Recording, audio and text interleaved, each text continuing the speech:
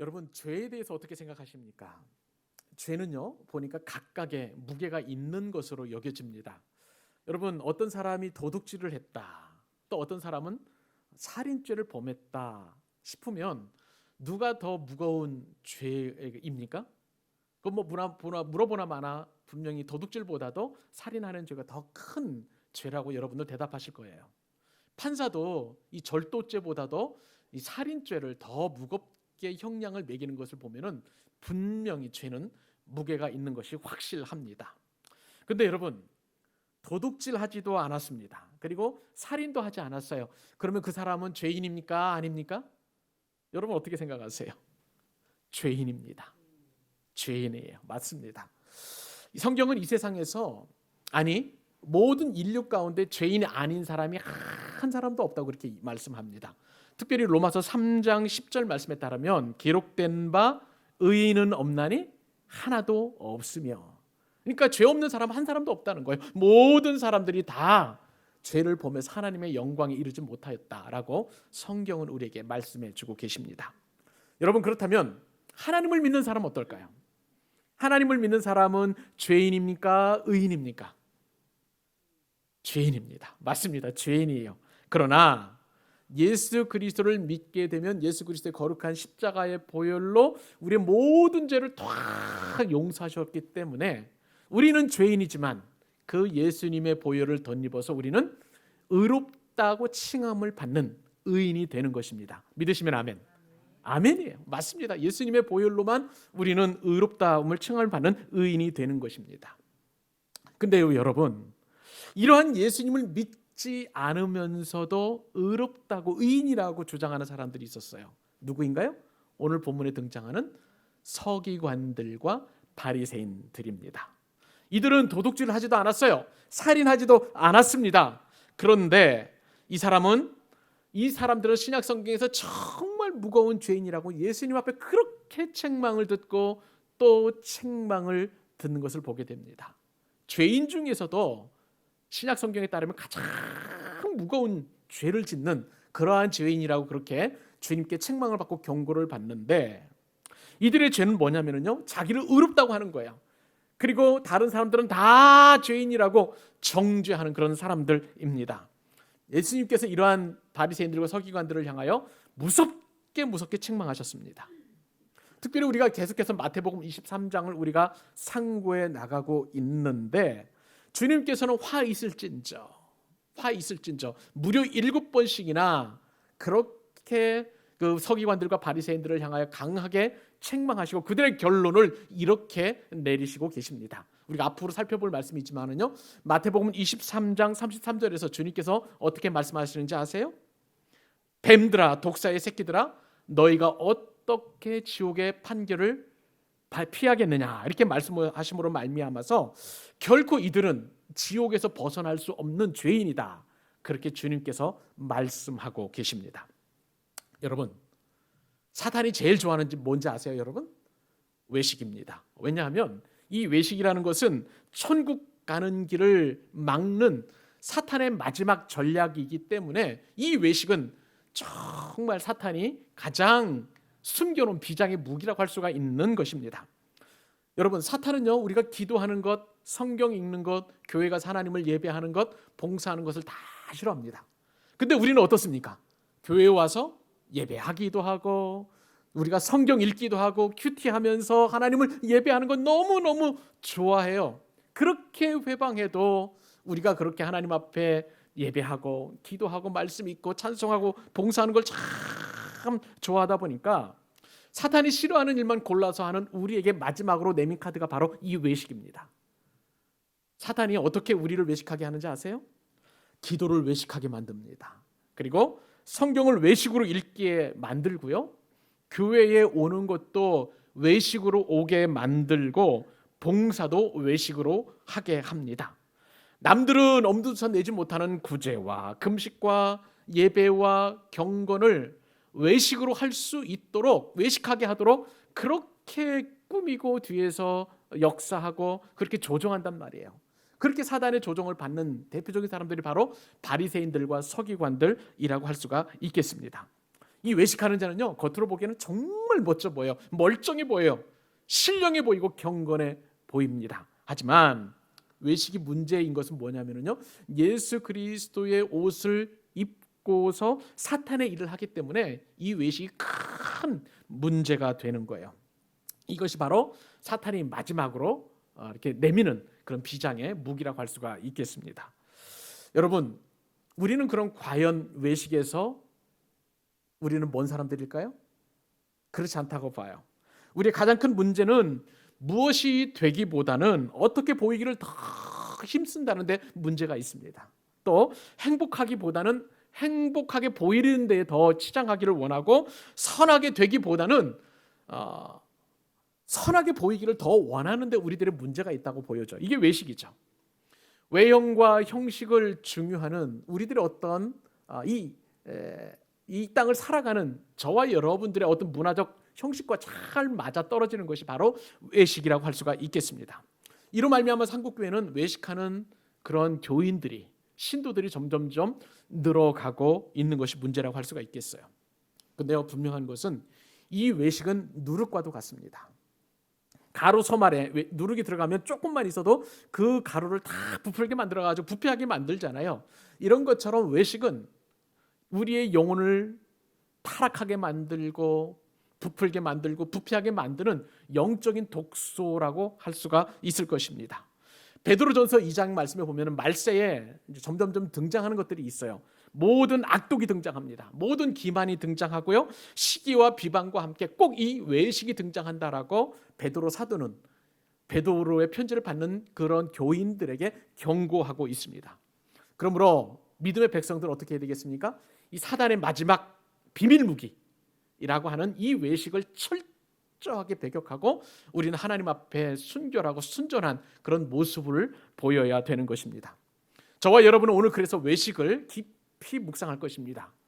여러분, 사단은 자신의 전략이 드러나는 것을 굉장히 싫어하기 때문에 이 외식에 대해서 말씀이 선포될 때 여러분에게 어떠한 마음을 주시는지 저는 압니다. 여러분이 이 말씀을 못 듣도록요, 졸음을 줄 거예요. 여러분이 이 말씀을 못 듣도록 마음에 산만함은 줄 거고요, 주의를 어지럽게 그렇게 만들 것입니다. 그러나 여러분, 이것은 사탄이 주는 전략이라는 것을 우리가 꼭 기억하고 오늘 말씀에 집중해서 듣고 하나님 주신 음성으로 여러분 승리하는, 이 말씀 듣고 꼭 외식에서 우리가 벗어나서 우리 주님의 마음을 시원케 해드리는 저와 여러분 되실 수 있기를 주님의 이름으로 축복합니다. 자, 그러면 오늘 본문을 통해서 주님이 주시는 교훈은 크게 두 가지인데요, 첫 번째 교훈은 뭐냐면은 내면을 깨끗하게 하는 것, 우리의 안을 깨끗하게 하는 것이 바로 신앙의 본질이라는 사실입니다. 여러분, 예수님께서는 말씀을 드린 대로 바리새인과 서기관들을 무섭도록 책망했어요. 그런데 바리새인들과 서기관들이 이렇게 책망을 받은 것은 백성들보다도 더 악해서가 아니라 백성들보다도 더 많은 그런 어떤 죄를 지어서가 아니에요.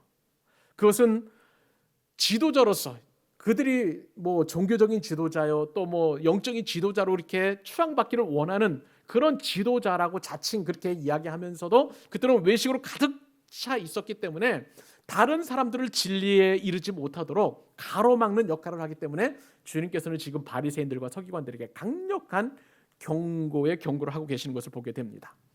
그래서 예수님께서는 외식하는 바리새인들과 서기관들에게 7번 화를 선언하는 중에서 오늘 본문은 5번째 화를 이렇게 말씀하십니다. 오늘 말씀 25절이죠? 같이 한번 읽어보도록 하십시다. 자, 시작. 화 있을진저 외식하는 서기관들과 바리새인들이여, 잔과 대접의 겉은 깨끗이 하되 그 안에는 탐욕과 방탕으로 가득하게 하는도다.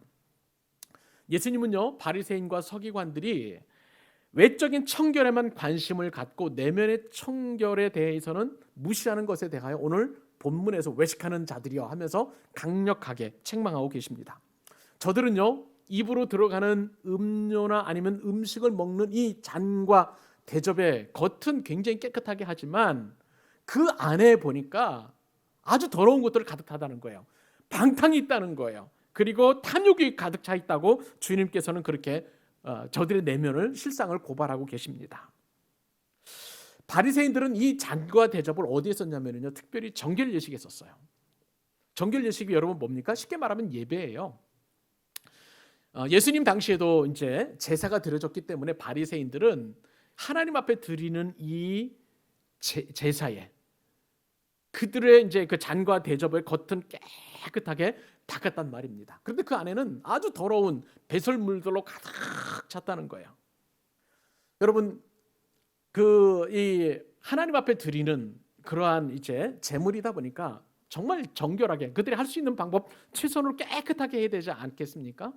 그런데 이들이 가지고 있는 생각 고정관념은 뭐냐면 남들이 보기에 잔과 대접은 밖에서 보이잖아요. 그리고 그 잔과 대접은 깊어요. 우리처럼 뭐 우리가 쓰는 유리찬처럼 그 안에 내용물이 보이지 않습니다. 그래서 깊이 되어 있는 그 안에 있는 것들은 닦아내지 않았다는 거예요. 어떻게든지 간에 겉으로 보여지는 것만. 그러니까 이것을 이제 기울이거나 내지는 그 대접을 뒤집지 않는 이상 그 내용물을 볼 수가 없으니까 바리새인들과 서기관들은 그것에 대한 내면에 있는 것에 대해서는 별로 신경을 쓰지 않았다는 것입니다. 주님께서는 바로 그러한 모습들을 바라보면서 너희 내면을 보니까 탐욕과 방탕으로 가득 차 있다. 주님께서 그렇게 말씀하고 계십니다. 여러분, 그러면 주님께서 말씀하시는 이 탐욕과 방탕이 무엇일까? 성경 원어를 보니까 이 탐욕이라는 단어는 하르파게라는 그러한 단어를 씁니다. 이 단어는 뭐냐면요, 강탈이라는 뜻이에요. 약탈이라는 뜻이에요.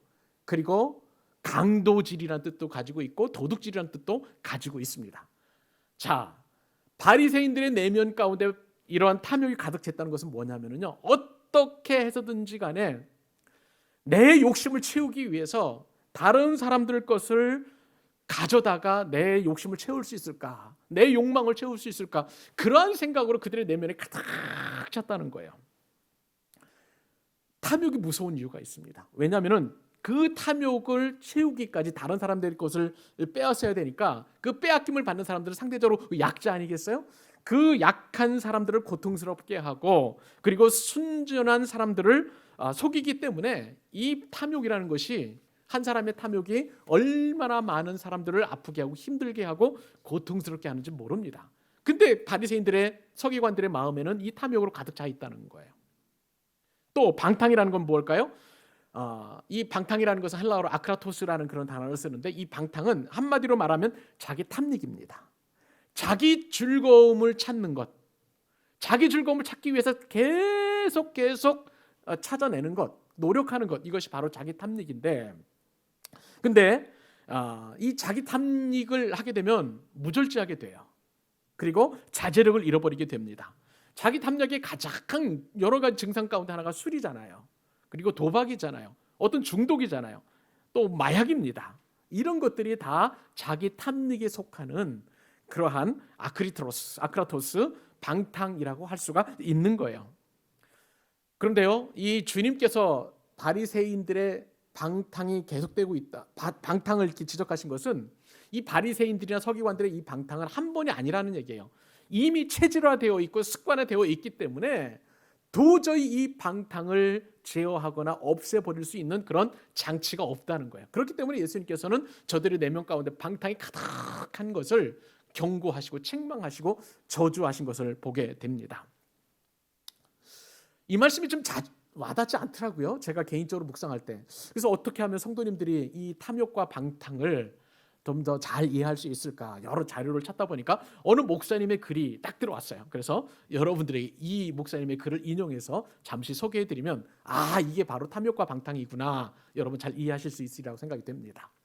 자, 주님께서 두 사람을 불렀다고 합니다.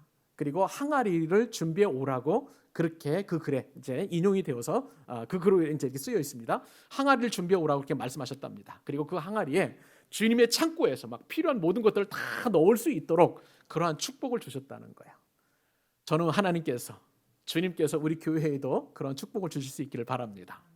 그런데요, 여러분, 이 두 사람이 준비해 온 그 항아리를 보니까 속 안에는 너무 더러운 걸로 가득 차 있는 거예요. 말하자면 사람의 배설물로 가득 차 있었습니다. 근데 어떤 한 사람은 그 안이 너무 더러우니까 그냥 그 안에 있는 것들을 그냥 더러운 것들을 다 닦아내느라고 정신 여념이 없어요. 냄새나고 더럽고 구역질 나는 것이니까 그냥 그것을 다 쏟고 엎고 물로 청소하고 세제를 넣어가지고 깨끗하게 닦아냈는데, 다른 한 사람은 달라요. 그 내용물은 전혀 상관도 없어요. 그냥 겉에만 그냥 반짝반짝하게 닦아내는 것입니다. 두 사람이 열심히 항아리를 씻었습니다. 한 사람은 겉만 씻어내고 다른 한 사람은 속을 계속 씻어냈습니다. 겉만 씻는 사람들에게 다른 사람들이 이야기를 했죠. 냄새가 난다고. 제발 그 안에 있는 것을 좀 버리라고 그렇게 얘기를 했는데도 불구하고 이 사람은 그냥 계속 겉만 닦아내는 것을 닦아내더랍니다. 그리고 나서 이제 어느덧 때가 저물었는데 예수님께서 몇 번을 이제 속 안을 비우라고 이 겉만 닦는 사람에게 말씀을 하셨음에도 불구하고 이 사람은 들리지 않는 거예요. 왜냐하면 겉만 닦기 때문에 그런 거예요. 거기에 뭐 온통 집중하다 보니까 주님의 말씀이 들리지 않더라는 것입니다. 여기서 멈추고 주님을 바라보면 내가 지금 무엇을 해야 하는지 분명히 알 수 있지만 자기 열심에 빠져가지고요. 자기 열심에 빠져가 주님의 말씀은 전혀 들리지 않더라는 거예요. 그리고 나중에는 그 안에 배설물이 가득한 그 항아리를 흐뭇하게 바라보면서 이렇게 말하더랍니다. 이야, 멋지다. 이 모든 것이 다 주님의 은혜야. 주님 감사합니다 하면서 겉만 닦아내는 사람이 그렇게 감사를 하더랍니다. 여러분, 이해가 되시나요? 바로 바리새인들과 서기관들이 이처럼 겉 모양만 반질반질하게 닦아내는 그러한 사람들이었다는 것입니다. 그래서 우리는 여기서 구체적으로 이 외식이라는 게 도대체 무엇인가를 우리가 살펴볼 수 있는 거예요. 왜 이 사람들은 계속해서 겉만 닦아낼 수 있을까? 닦아내고 있는가? 이것이 바로 외식인데요. 이 외식이라는 것은 종교 생활의 껍데기를 말하는 것입니다. 하나님께서 살아계신 증거도 없고 능력도 없이 그저 교회만 왔다 갔다 하는 시기라면 이것이 바로 외식하는 신앙생활이라는 거예요. 외식은요, 하나님보다도 또한 사람을 더 의식하는 것을 말하는 것입니다. 이를 두고 독일의 신학자 가운데 이제 보네포라는 그런 목사님이 계세요. 디트리 보네포 목사님이 어떤 말씀을 하셨냐면 무신 전신, 없을 모의 신신자. 그러니까 신 앞에서 없이 앞전자의 신신자. 하나님 앞에. 즉 하나님 없이 하나님 앞에 사는 것이야말로 종교적인 문의로 치장한 외식이라고 그렇게 얘기했습니다. 여러분, 외식이 그래도 잘 들어오지 않죠? 우리나라 성경은 지금 우리가 읽는 저와 여러분 개역개정 성경에는 바리새인들 이러한 모습을 그냥 외식하는 자라고 표현을 했는데 이 개역개정 성경 외에 다른 성경 번역본들, 즉 뭐 공동 번역이나 현대인의 성경이나 새 번역에 보니까 이 외식을 우리가 이해하기 쉽게 위선이라고 표현을 했어요. 그러니까 외식하는 자는 바로 위선자라 그렇게 보시면 되겠습니다. 위선이라는 것은 한자 말이잖아요. 위는 거짓 위자입니다. 그리고 선은 착할 선자예요. 그러니까 위선이라는 것은 선한 것인 양 위장하는 것, 그것이 바로 이제 위선이라고 할 수가 있겠습니다. 주님께서는 이 본문에서 바리새인들과 서기관들에게 외식하는 자, 즉 위선자들이요 라고 이렇게 말씀하시되 그 위선은 잔과 대접에 겉은 깨끗하게 닦지만 외형적으로는 형식적으로는 멋지게 보이는지 모르겠지만 저들의 내면에는 탐욕과 방탕으로 가득 차 있다고 그렇게 저들의 위선을 지적하시고 책망하시고 그리고 화 있을진저라면서 여러분 그들을 저주하고 계시는 것을 보게 됩니다. 여러분, 이 시점에서 과연 그러면 우리가 사는 시대에는 위선자가 없을까요? 근데 제가 말씀을 준비해 보면서 이제 한 책을 읽었는데 그 책에 보니까 이 위선자들이 여전히 있다는 것을 제가 알게 되었습니다. 문봉주 목사님이 지은 새벽형 크리스천이라는 책이 있어요. 참고로 이 문봉주 목사님은 예전에 뉴질랜드 대사였습니다. 이분은 서울대학교 정치학과를 졸업을 하고 미국의 조지태운 대학교에서 이제 국제정치학을 수료한 이후에 말씀을 드린 대로 뉴질랜드 대사와 그다음에 뉴욕 총영사를 거쳐서 이제 목사님이 되신 그런 귀한 분이십니다. 근데 이분이 어느 날 집사님이던 시절, 그러니까 1991년 어느 날 이제 주일에 일어난 일을 그 책에 기록을 하고 있습니다. 이 문봉주 대사님은 이제 예전에 모태신앙이었어요. 부모님이 다 신앙인이셨고, 그리고 이제 모태신앙으로서 주일날 뭐 교회 가는 것은 너무나 이제 당연했는데, 1991년 어느 날 이 문봉주 그때 당시 집사님이셨는데 문 집사님이 아내와 함께 교회를 갔습니다. 그런데 교회를 갈 때에 지난번 토요일 날 불토를 보낸 거야. 불타는 토요일을 보내면서 술을 잔뜩 마시고 취기를 가지고 이제 교회를 가게 되었습니다. 여느 주일과 마찬가지로 이제 집사님의 몸에서는 이제 막 술 냄새가 나면서 이제 이제 자리를 앉았는데 사도신경을 하고 찬송을 막 하려고 할 때에 부인이 이렇게 말하더라는 거예요. 여러분, 당신 술 냄새 나니까 입 좀 다물어요. 그렇게 얘기를 했더랍니다. 그러면서 그 아내의 말을 들을 때에 이 문봉주 집사님의 머리는 무슨 돌문으로 맞은 것 같은 그러한 커다란 충격에 빠졌다는 거예요. 나는 지금까지 수십 년 동안 제 신앙생활 하면서 교회에 나와서 하나님을 예배를 하고 찬송을 하고 사도신경을 암송을 하고 그랬는데 지금은 찬송도 못 부를 정도로 그렇게 술 냄새가 가득하고 담배 냄새로 찌들어 있어도 되는 건가? 찬양을 하는데 이 내 술 냄새 때문에 다른 사람에게 피해가 되고 그리고 다른 사람이 덕이 안 되고 술 냄새 나는 그러한 모습으로 찬송을 해도 되나? 라는 그런 생각이 들더라는 거예요. 그제서야 이제 그런 생각을 들다 보니까 이제 자신의 몸에서 나는 술 냄새가 느껴졌다는 거예요. 그리고 그 자리에서 회개하고 이제 더 이상 술을 먹지 않고로 자짐을 하고 그리고 나서 이제 목회자가 되어서 지금은 일본에 있는 오사카 온누리교회 담임 목사로 섬기고 있는 것을 보게 됩니다. 여러분, 이러한 모습이 과연 우리 한국 교회 안에 성도들 안에 그런 모습이 없을까요? 그냥 주일이면 와서 예배를 드리지만 그러나 예배를 드리는 그 모습을 보고 다른 사람들이 참 신앙생활 잘하는 것으로 그렇게 여길 수 있겠지만 그러나 분명한 것은 나는 못 속이잖아요. 그리고 하나님은 못 속입니다. 하나님은 이러한 외식과 위선적인 그런 모습에 대하여 분명하게 지적하고 계시는 것을 보게 돼요. 우리가 가장 위선적인 그런 그리스도인을 볼 때 마음 아픈 것은 어떤 비리 사건이 일어날 때마다 연루된 그런 그리스도인들을 볼 때 그런 마음을 갖습니다. 믿는 사람이나 안 믿는 사람이나 어떻게 교회 다니는 사람이 저럴 수 있느냐고 그렇게 부정적인 그런 마음을 갖게 하는 거예요.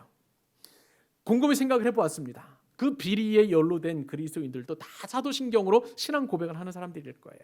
그리고 세례를 받을 때 나는 죄인이다. 그리고 내 죄는 예수님으로 말미암아 용서를 받았으니 이제는 주님의 영광을 위하여 그렇게 똑바로 살겠다고 선서까지 한 그런 사람들이었을 것입니다.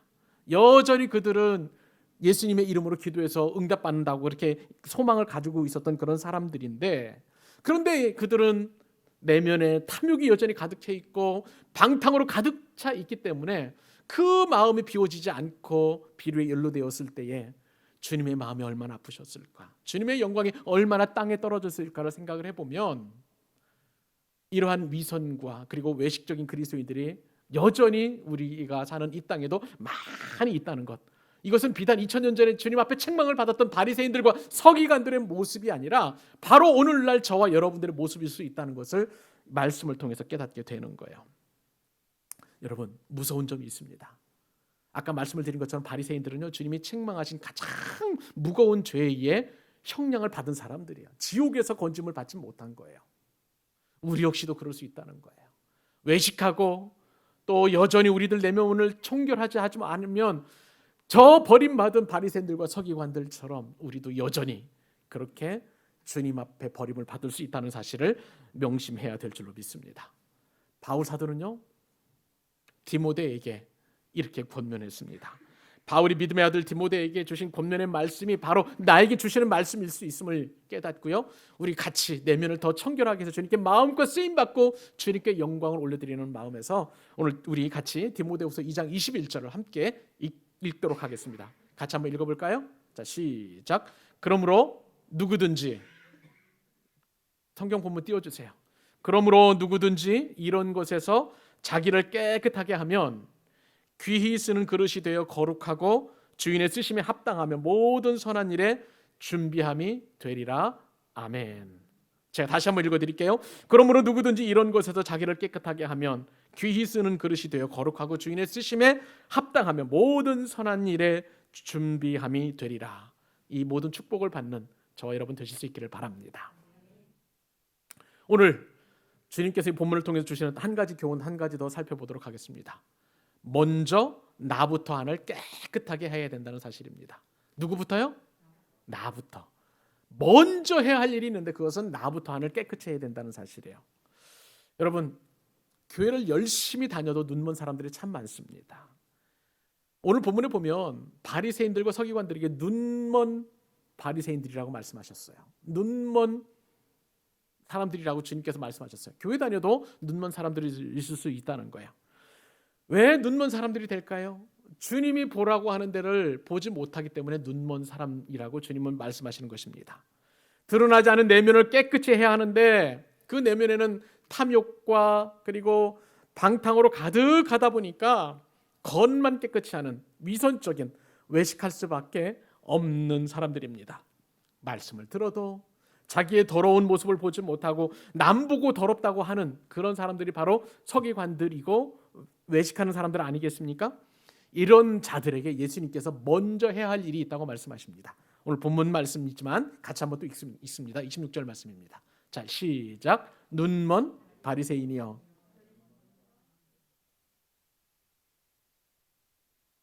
먼저 해야 될 것이 있다는 거예요. 먼저 안을 깨끗하게 해야 된다는 거예요. 여러분, 우리가 성경을 읽을 때 사복음서 여러분 다 아시죠?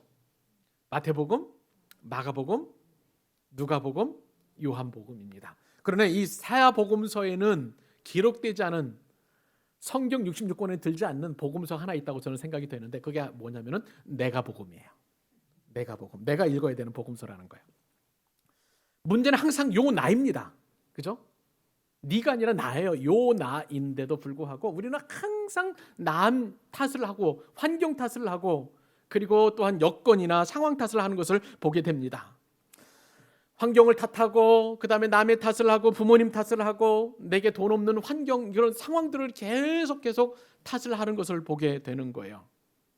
근데 여러분 이러한 다른 탓을 하는 것 네가 복음 내가 복음이 아니라 네가 복음이라는 것은 이 바리새인들과 서기관들의 전매 특허라고 할 수가 있겠습니다. 남 탓을 잘한다면 우리 안에도 바리새인들의 기질이 있다는 것을 여러분 인정할 필요가 있는 거예요. 근데 이러한 바리새인들과 우리들을 향해서 예수님께서 해야 할 일이 있는데 그것도 먼저 해야 할 일이 있다고 본문에서 말씀하시고 계십니다. 그것은 뭐냐면은 내 안을 깨끗하게 하는 거예요. 예수님께서는 3년의 공생의 기간 가운데 제자들에게 설교하실 때마다 이 말씀을 누누이 먼저 해야 할 일이 있다고 말씀하셨습니다. 여러분 주님께서 내가 복음, 이제 내가 먼저 하셨다는 뭐 그런 표현보다도 우리가 이제 먼저 해야 할 일을 대하여 이제 먼저라는 표현을 계속 말씀하셨는데 신약 성경에 보면 특별히 106번이나 우리 개역개정의 성경에 보니까 이 내가라는 먼저라는 말이 몇 번 등장하냐면은 106번이나 등장해요. 여러분 우리가 잘 알고 있죠? 마태복음 6장 33절 너희는 먼저 그의 나라와 의를 구하라 할 때 하나님의 나라 의를 먼저 구하는 것 이게 바로 내가 복음이에요. 내가 먼저 해야 할 일은 하나님의 나라와 의를 먼저 구하면 예수님께서 이 모든 것을 더하시리라고 약속해 주시는 거예요. 그죠? 또 마태복음 7장 5절 말씀 외식하는 자여 먼저 네 눈 속에 들보를 빼어라. 내 눈에 있는 들보를 먼저 빼내는 것이 먼저예요. 그래서 다른 사람들의 눈에 티끌이 있다고 욕하는 것보다 내 눈에 있는 들보를 먼저 빼내는 것이 우리가 해야 할 일이라는 걸 먼저 해야 할 일이라는 것을 말씀하십니다. 그리고 오늘 본문에서도 보면 눈먼 바리새인들이여 먼저 그죠? 먼저 안을 깨끗이 하라. 그렇게 말씀하고 계시는 것입니다. 구약 성경에도요. 이 먼저라는 말이 많이 들어와요. 내가 복음을 계속 말씀하시는 것을 보게 됩니다. 구약 성경에도 이 먼저라는 단어를 보니까 쉬운 3번 등장을 하게 되는데 요셉이 이제 먼저라는 말을 이렇게 설명을 합니다. 자, 창세기 45장 5절 말씀 좀 중요한 말씀입니다. 같이 한번 읽어보십시다. 자, 시작. 당신들이 나를 이곳에 팔았다고 해서 근심하지 마소서, 한탄하지 마소서. 하나님이 생명을 구원하시려고 나를 당신들보다 어떻게 해요? 나를 당신들보다 먼저 보냈다는 거예요. 먼저. 이 먼저라는 말 이제 내가 복음 우리가 적용해 볼 수 있는데 자, 여기서 보면 예수님의 말씀이나 그다음에 구약 성경에 나타난 이 먼저라는 단어를 보면은요. 이 먼저 내가 해야 할 일은 뭐냐면은 이것은 사람의 의지라기보다는 하나님의 의지라고 할 수가 있겠습니다. 그러니까 우리가 먼저 해야 할 일들은 하나님께서 의지를 가지고 우리가 먼저 해야 한다고 말씀하고 계시는 거예요. 실제로요. 하나님께서는요 우리보다 먼저 앞서가셔서 일을 만들어 놓으신 것을 보게 됩니다. 사실은 내가라는 말이 내가 먼저 이렇게 시범을 보이겠다 그렇게 말씀을 분명을 하시지 않으셨지만, 그러나 먼저라는 이 말을 쓰면 우리가 깊이 묵상을 해보면 하나님께서 모범을 보이시고 그런 다음에 우리가 따라갈 수 있도록 그렇게 하셨다는 거예요. 쉽게 말씀을 드리면 신명기 1장 33절 말씀 보세요. 거기에 보면 하나님께서 먼저 가십니다. 자, 그는 너희보다 먼저 그 길을 가시며 장막 칠 곳을 찾으시고 밤에는 불로 낮에는 구름으로 너희 갈 길을 지시하신 자이시니라. 아멘. 먼저 가시는 분이세요. 앞서 가시는 분이세요. 그러니까 우리는 먼저 가신 그분을 우리도 따라가고 그분의 삶을 닮아야 되는데, 그러니까 우리도 먼저 하신 그 예수님처럼, 먼저 하신 그 하나님처럼 우리도 먼저 하면 주님께서 영광을 받으시고, 우리는 바리새인이나 서기관들처럼 그렇게 주님 앞에 책망받거나 저주받을 일이 없다는 것을 우리가 인식할 필요가 있는 거예요. 사랑하는 여러분, 하나님은 우리보다 먼저 가십니다.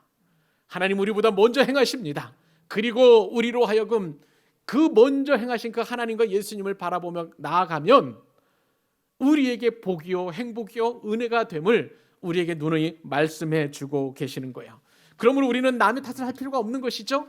내가 먼저 해야 할 일을 하게 되면 주님은 자연스럽게 영광을 받으시고 이 모든 것을 더하시는 은혜와 축복이 저와 여러분에게 주어지는 줄 믿습니다.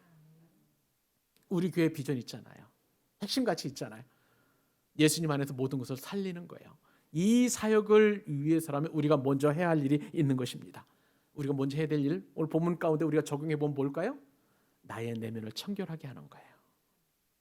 다른 사람을 살리기 위하여, 열방을 살리기 위하여, 안 믿는 사람들에게 주의 복음을 전하기 위하여 내가 먼저 해야 할 일은 나의 내면을 청결케 하는 것인 줄 믿으시기 바랍니다.